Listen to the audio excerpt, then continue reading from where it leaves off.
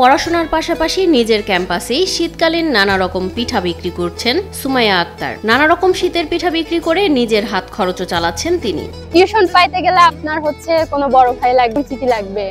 আমার তো এখানে নতুন একটা ক্যাম্পাস, আমি তো ওইভাবে পাই না। আমি অনেকজনকে বলে রাখছি। নিজ ক্যাম্পাসে ব্যবসা শুরু করেন এই শিক্ষার্থী। বার্ডেন হিসেবে কতদিন থাকবে? আপু বলে এই কাজ করা লাগবে না, তোমার টাকা আমি দিব। আমি বলি না, আমি করব, আমি যেহেতু শুরু করছি আমি করব। প্রতিদিন সাইকেল চালিয়ে পিঠা বানানোর সকল উপাদান নিয়ে ক্যাম্পাসে চলে আসেন সুমাইয়া। এরপর ক্যাম্পাসের এক কোণে খোলা জায়গায় সকল সরঞ্জাম সাজিয়ে শুরু করেন পিঠা তৈরির কাজ।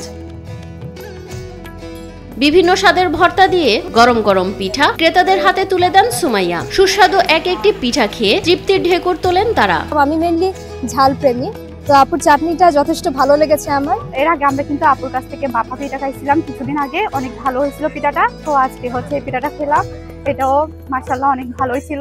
আপুর কাছ থেকে আমি মোটামুটি রেগুলার পিঠা খাই। এখানে ভাপা পিঠা অনেক সুন্দর হয়। কোনো কাজে ছোট নয় এমন ধারণাই সবার মাঝে ছড়িয়ে দিতে এই উদ্যোগ নিয়েছেন বলে জানান সুমাইয়া। নিজ ক্যাম্পাসে এভাবেই একের পর এক পিঠা বানান তিনি। যে বানাতাম, বানাইতে বানাইতে শিখে গেছি। ভর্তাটা কিভাবে বানাই, ভর্তাটা আমরা শিলপাটায় ব্লেন্ড করি, আর যা ময় মশলা দেয়া লাগে সব ওইখানে আছে, তারপর এটা বেটে দেই। আমি কিন্তু 2 রকমের ভর্তা এখানে নিয়ে আসি। চট্টগ্রাম বিশ্ববিদ্যালয়ের রাজনীতি বিজ্ঞান বিভাগের 2022-23 শিক্ষাবর্ষের শিক্ষার্থী সুমাইয়া। শুরুতে পিঠা বিক্রি করতে সংশয় বোধ হলেও এখন হাসি মুখে নিজ ক্যাম্পাসে দিব্যি ব্যবসা করে যাচ্ছেন তিনি। যারা আমার হাতে খাইছে ওরা জানে আমার টেস্টটা কেমন।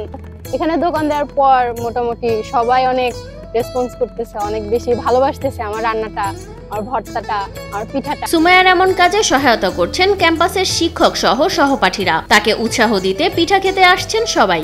আমি যখন স্টল দেই ডিপার্টমেন্টেও বলছি, ওরা অনেক সাপোর্ট দিছে। আর ফ্রেন্ড যারা আছে এরাও ভালো হেল্প করতেছে, কাজের ক্ষেত্রেও হেল্প করে। এখানে আসে, পিঠা খাইতে আসে, আমার কাজ করতেছে, সার্ভ করতেছে, লাকড়ি আনতেছে। টিচার যারা আছে ওনারাও আমাকে অনেক বেশি হেল্প করতেছে।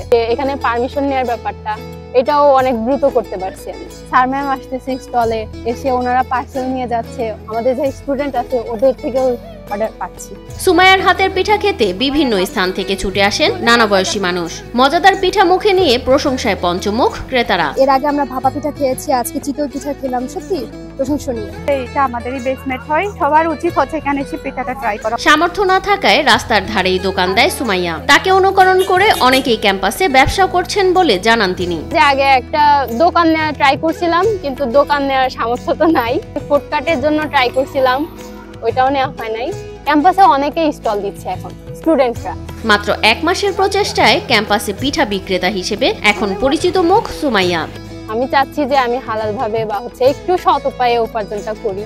ক্লাস পরীক্ষার ফাঁকে ফাঁকে পিঠা বিক্রিকে অনুকরণীয় ও প্রশংসনীয় বলে জানান অনেকে। কনফিডেন্সের অভাবে আমরা এরকম একটা উদ্যোগ নিতে পারি না, কিন্তু আপু যথেষ্ট সাহসিকতার সাথে তার স্মল বিজনেস বলেন যাই বলেন সে শুরু করেছে। Doing something is better than nothing. ঘরে বসে থাকাতে সেটা পিঠা বানানো হোক বা অন্যান্য যে পেশা আছে সেটা করা আমি মনে করি অবশ্যই প্রশংসার দাবি। টিউশনের উপর নির্ভরশীল না হয় এরকমের নিজ উদ্যোক্তা হিসাবে নিজেকে তৈরি করা অনেক লাভবান বলে মনে করি আমি। টিউশন না করিয়ে নিজের উদ্যোগে এখানে ক্যাম্পাসে আপুদের মতো অনেকে এখন কেউ ফুচকা বিক্রি করতেছে, কেউ পিঠা বিক্রি করতেছে, ঝালমুড়ি বিক্রি করতেছে।